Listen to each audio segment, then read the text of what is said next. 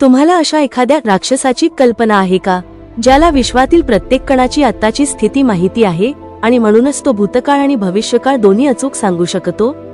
हा कोणताही भूताटकीचा प्रकार नाही, तर हा आहे विज्ञानातील प्रसिद्ध लाप्लासचा राक्षस, लाप्लासस डेमन.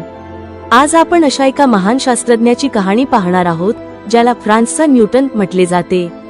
त्यांचे नाव आहे पियर सायमन लाप्लास. लाप्लासचा जन्म 23 मार्च 1749 रोजी फ्रान्समधील एका शेतकरी कुटुंबात झाला. त्यांची बुद्धिमत्ता लहानपणापासूनच विलक्षण होती. त्यांच्या गणितातील टॅलेंटमुळे त्यांना पॅरिसला जाण्याची संधी मिळाली. पॅरिसमध्ये त्यांनी तत्कालीन प्रसिद्ध गणितज्ञ जीन लेरॉन डी अलेम्बर्ट यांना एक पत्र पाठवले. पत्रातील गणिताची जाण पाहून डी अलेम्बर्ट इतके थक्क झाले की त्यांनी अवघ्या 19 वर्षांच्या लाप्लासला मिलिटरी स्कूलमध्ये गणिताचे प्रोफेसर बनवले. त्यावेळी शास्त्रज्ञांना वाटायचे की ग्रहांच्या गुरुत्वाकर्षणामुळे सूर्यमाला कधीतरी नष्ट होईल, पण लाप्लास यांनी गणिताच्या सहाय्याने सिद्ध केले की आपली सूर्यमाला पूर्णपणे स्थिर आहे. त्यांचे 5 खंडांचे पुस्तक मेकॅनिक्स सेलेस्टियल मेकॅनिक्स हे विज्ञानातील एक महाकाव्य मानले जाते. एवढेच नाही, तर आजचे इंजिनिअरिंगचे विद्यार्थी जे लाप्लास ट्रान्सफॉर्म शिकतात, ते याच महान माणसाने शोधून काढले होते.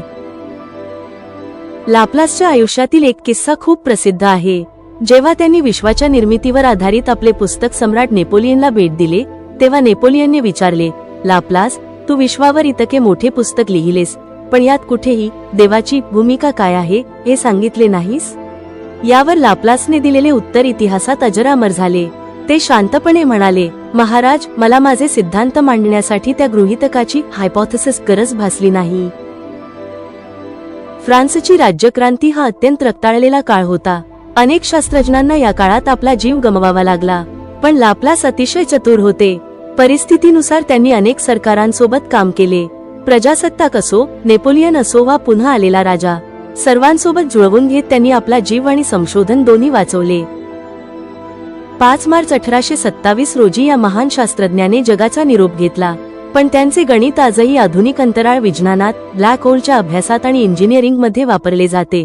मित्रांनो, फ्रान्सच्या न्यूटनची ही कहाणी तुम्हाला कशी वाटली? कमेंट्समध्ये नक्की सांगा. विज्ञानातील अशाच भन्नाट गोष्टींसाठी व्हिडिओला लाईक करा आणि चॅनेलला सबस्क्राईब करायला विसरू नका.